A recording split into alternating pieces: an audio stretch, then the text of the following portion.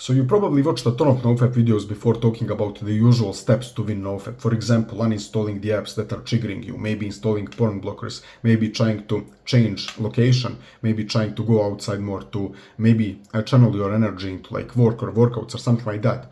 Trying to just having an accountability partner, maybe something like that. Those tips usually can work, but you are maybe not successful with Nofap right now. This is the last step that you will need to take. In the next 1 or 2 minutes, you will know exactly what you need to do. So I'm on like day 600 something, thanks to this one thing, and that is relapsing would be too painful for me to do. So what you need to do is to make relapsing insanely painful.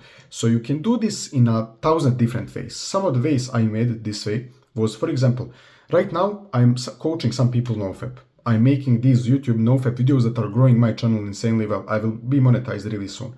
Then I'm like, literally a lot of my friends and family members know that I'm a self-improvement coach who is also insanely good at Nofap. So if I relapsed, I would not only lose the streak and like some benefits that you saw on YouTube, but I would literally like, it would be so painful. A lot of people would lose respect for me, would not take me seriously. Some of them would make fun of me. Some of the clients would maybe stop working with me because I would be hypocritical teaching about Nofap and not mastering it myself.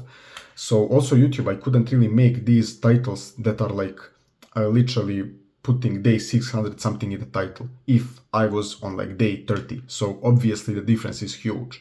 So these are some of the things that are keeping it too painful for me personally. But for you, it might be just like I had a few clients that maybe send money to their ex if they relapse. So that makes it really painful. So imagine if you relapse, you need to send $10 to your ex, like something like that, or like doing 300 push-ups if you relapse, or doing a 5-minute cold shower, of doing all of those, or telling your friends maybe to keep you accountable and telling your friends, for example, to compete against you, having a buddy or 2 buddies that are competing against you in Nofap.